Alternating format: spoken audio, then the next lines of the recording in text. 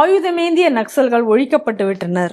ஆனால் சித்தாந்த ரீதியாக இருக்கக்கூடிய சித்தாந்த நக்சல்கள் நம்மை சுற்றி இன்னும் இருக்கிறார்கள் அப்படின்னு சொல்லிட்டு பிரதமர் மோடி அவர்கள் சுதந்திர தின உரையில அவர் பேசியிருக்கிறார். அவர் அதாவது என்ன சொல்றாருன்னா, அந்த நக்சல் மனநிலையில் இருக்கக்கூடிய பலர் இன்னும் நம்மை சுற்றி இருக்கிறார்கள் அப்படின்றத அவர் பேசியிருக்கார். அவர் இப்படி பேசின உடனே எதிர்கட்சிகள் எல்லாம் மோடியை எதிர்ப்பவர்கள் மற்றும் எதிர்கட்சிகளை தான் அவர் இந்த மாதிரி குறிப்பிட்டு அவர் பேசியிருக்கிறார் அது அப்படின்னு சொல்லி இப்போ எல்லாரும் அதற்கு கண்டனம் தெரிவித்து வருகிறார்கள்.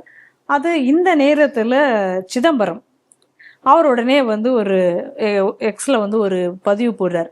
நான் மனதளவில் நக்சலாகத்தான் இருக்கிறேன் அப்படின்னு சொல்லி ஒரு பதிவு போடுறார். கிரண் ரிஜிஜு கூட அதற்கு சொல்லியிருக்கார், இப்படி இவர் போட்டிருக்கிறது துரதிருஷ்டவசமானது. அவர் யாரை குறிப்பிட்டு இதை சொல்லுகிறார் அப்படின்னு சொன்னால், இன்னைக்கு மாவோயிஸ்டுகளுக்கு ஆதரவு தருபவர்கள், அரசியலமைப்பு சட்டத்தை நிராகரிப்பவர்கள், அதுக்கப்புறம் வடகிழக்கு பகுதியை இந்தியாவிலிருந்து பிரிக்க வேண்டும் என்று நினைப்பவர்கள், ஆர்டிகல் 370 எதிர்ப்பவர்கள், அதாவது ஆர்டிகல் 370 நீக்கத்தை எதிர்ப்பவர்கள், இவர்களெல்லாம் தான் குறிப்பிட்டு பிரதமர் மோடி அவர்கள் சொன்னார். ஆனால் சிதம்பரம் அவர்கள் இப்படி போட்டிருக்கிறது துரதிருஷ்டவசமானதுன்னு சொல்லியிருக்கார். இதுக்கு இடையில அவர் திமாகி நக்சல்ஸ் அப்படின்னு அவர் குறிப்பிட்டு பேசினார். உடனே எப்படி காக்ரோச் ஜனதா பார்ட்டின்னு ஒன்று உருவாச்சோ அது போல திமாகி நக்சல் பார்ட்டி அப்படின்னு சொல்லி ஒரு பேஜை உருவாக்கி கிட்டத்தட்ட அதில் 1.7 லட்சம் ஃபாலோவர்ஸ் உடனடியாக சேர்ந்திருக்காங்க. அது இப்போ அரசாங்கத்தால் முடக்கப்பட்டிருக்கிறது என்பது ஒரு பக்கம் இருக்கு. ரெண்டு விஷயம் பார்க்கணும். என்ன பொறுத்தளவில் கிரண் ரிஜிஜு இதுக்கு ரெஸ்பாண்ட் பண்ணியிருக்க கூடாதுன்னு நான் நினைக்கிறேன். நிச்சயமாக. ஏன்னா ஒரு தரம் அப்போ அவர் சொன்ன உடனே அவர் என்னமா ரெஸ்பாண்ட் பண்ணியிருக்கணும்னா, ஆமாம் நீங்கள் தீமாகி நக்சலாக இருந்த காரணத்தினால தான் இந்தியாவுக்கு உள்ள நோட்டை பாகிஸ்தான்காரன் அடிக்கிறதுக்கு நீங்கள் மிஷினை ஊற்றிங்க. நீங்கள் தீமாகி நக்சலாக இருந்த காரணத்தினால தான் பாகிஸ்தான் பயங்கரவாதத்தை இந்த நாட்டில் வளர விட்டீர்கள். நீங்கள் தீமாகி நக்சலாக இருந்த காரணத்தினால தான் இல்லாத இந்து பயங்கரவாதத்தை ஏற்படுத்தினீர்கள். அதனால இதெல்லாம் தான் தீமாகிய நக்சலுக்குள்ள ஆட்ரிபியூட்ஸ், அது உங்கள்கிட்ட இருக்கு என்பதை ஒத்துக்கொண்டதுக்கு மிக்க நன்றி அப்படின்னு ஒரு போஸ்டை போட்டிருக்கணும். அது என்ன தெரில, அவர் அதில் ஏன் தவறினார் என்று தெரியல. ஏன்னா ரொம்ப ஒரு நல்ல ஒரு பொலிட்டீஷியன் அவர். அடுத்தது என்ன அப்படின்னு சொன்னான்னா, இதுக்கெல்லாம் விளக்கம் கொடுக்க வேண்டிய ஒரு அவசியமும் கிடையாது. உடனே இவ்வளவு பேர் வரக்கூடிய தீபாகி நக்சல்னு ஒரு பார்ட்டின்னு ஒருத்தன் ரொம்ப நல்லது. என்ன பொறுத்தளவில் என்ன பார்க்கணும் அப்படின்னா, இதில் எவனெல்லாம் மெம்பர் ஆகிறான், இந்த குரூப்பை எவன் ஸ்டார்ட் பண்ணுறான், இதில் வெளிநாட்டில் உள்ள ஹேண்டில் எதெல்லாம் இருக்குது அப்படிங்கிறதெல்லாம் க்ளீனாக ஐடென்டிஃபை பண்ணி உருப்படியான நடவடிக்கையை இந்த நாட்டுக்குள்ள அரசாங்கம் எடுத்திருந்தாச்சுன்னா கொஞ்சம் நல்லா இருக்கும் நான் நினைக்கிறேன். இது ஒரு வாய்ப்பாக நான் பார்க்குறேன். எவன்லாம் உங்களுக்கு அடையாளப்படுத்தப்பட வேண்டிய ஆட்கள் யார் யாரெல்லாம், அவனெல்லாம் ஐடென்டிஃபை பண்ணி அவன் பேக்ரவுண்டை தோண்டி துருவி எடுக்க வேண்டிய நடவடிக்கை எடுப்பதற்கு இது என்ன சொல்லலாம்னா, உள்ளே இருக்கிற தவளை தண்ணி வந்தோன்னா பேக்னு கத்திக்கிட்டு வெளியில் வரும் பத்திரிக்கையில், அந்த மாதிரி வெளியில் வரக்கூடியதெல்லாம் பிடிச்சி அமுக்கிறதுக்கு இது ஒரு வசதியான ஒரு வாய்ப்பாக இருக்கும் நான் நினைக்கிறேன். அது ஏன் இவங்க எடுக்கிறது இல்லைன்னா, இவங்க தீமாகி நக்சலா இல்லாததுனால எடுக்கலை. ஏன்னா நக்சல் ஜனநாயக விரோதி, மோடி ஜனநாயகவாதியாக இருக்கார். அதனால தான் இவ்வளோ நாள் இவங்களை வளர விட்டுருக்காரு. முதல்ல நம்ம கவனிக்கணும்.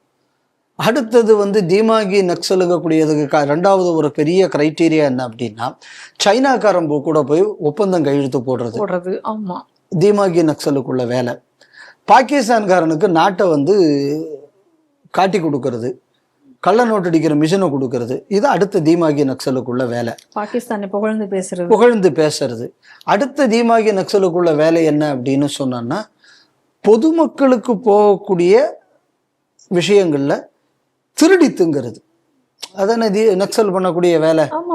ஏன்னா மக்கள் எல்லாம் மக்கள் வளர்ச்சியை தடுத்து அந்த வறுமையை வைத்து பொழைப்பு நடத்தக்கூடிய கட்சி இது. பாருங்க, காங்கிரஸ் இவ்வளவு நாளும் வறுமையை தவிர இந்த நாட்டை ஒவ்வொரு தரமும் வறுமைக்கு தள்ளின கட்சி அந்த கட்சி. ஸோ அது நக்சலுக்குள்ள வேலையை இவங்களும் செய்தாங்க. அடுத்த முக்கியமான விஷயம் என்ன அப்படின்னா, சுரண்டுறது, ஊழல். நக்சல் என்ன பண்ணுவாங்க, அந்த ஏரியா பக்கம் வண்டிகள் போயாச்சுன்னா வழிப்பறி பண்ணுறது, அந்த லோக்கல் மக்கள்கிட்ட இருந்து தண்டால் வசூல் பண்ணுறது. காங்கிரஸ் கட்சியில் நடந்த 2Gயில் ஆரம்பித்து அம்புட்டு ஊழல் லிஸ்ட் எடுத்து பார்த்தாச்சுன்னா இதை இவங்க நூதனமாக பண்ணாங்க. ஸோ நானும் தீமாகிய நக்சல் தான் சொன்ன உடனே என்ன பண்ணியிருக்குன்னா, இந்த பட்டியெல்லாம் போட்டு ரெண்டுக்கும் ஒத்துமை இருக்குது. ஒரே ஒரு விஷயம் என்ன அப்படின்னா, அவன் வந்து அவனை நீ உங்களுக்கு விரோதமாக இருக்கிறதுனால நீ அவனை சட்ட விரோதின்னு. அவன் பண்ணக்கூடிய இதே வேலையை நீ வந்து என்ன அப்படின்னா அதிகாரத்தை வைத்துக்கொண்டு பண்ணியிருக்க. அவன் துப்பாக்கியால பண்ணின வேலையை நீ அதிகார மையத்தை வச்சு பண்ணிக்கிட்டு இருக்க.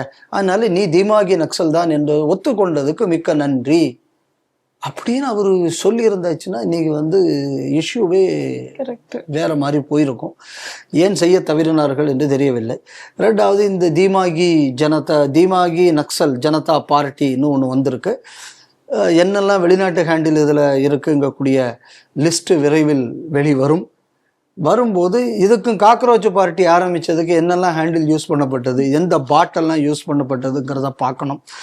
இதுவரை நம்ம நாட்டில் வந்து பல பயங்கரவாத விஷயங்கள், அது என்ஐஏவாக இருக்கலாம், என்ன அமைப்பாக இருக்கலாம், ஜென்ரலாக நம்ம ஊரில் ஒருத்தனை பிடிச்சி அதோடு நிப்பாட்டிடுவாங்க. அவனை ஹேண்டில் பண்ணுற வெளிநாட்டு ஹேண்டிலர்ஸ் எல்லாம் பற்றி பேச மாட்டாங்க. இனிமேயாவது உள்துறை அமைச்சகம் இந்த மாதிரியான ஹேண்டில்ஸ், இது லிங்க்டு யார், ஸோ அவனை நம்ம ஊருக்காரன் அவனுக்கு உதவி பண்ணுறதுக்கு இவனை ஹேண்டில் பண்ணுற வெளியாள் யார், இதெல்லாம் முழுமையாக கொண்டு வந்து கோர்ட்டில் அந்த ஹேண்ட்லிங் பார்ட்டுக்கு தனி கேஸும் இதுக்கு தனி கேஸும் போடணும். இன்னும் இது ரெண்டும் கம்பைன் பண்ணி கேஸ் போட்டாச்சுன்னா அதை தள்ளிப்படுவான். ஸோ அந்த மாதிரி வெவ்வேறு ஏஜென்சிஸை வச்சு சில வேலைகள் பண்ணினால்தான் இந்த மாதிரியான தேச துரோகிகளை வந்து கட்டுப்படுத்த முடியும்னு நான் நினைக்கிறேன். அரசாங்கம் இதை செய்ய வேண்டும் என்று வேண்டி கேட்டுக்கொள்கிறேன்.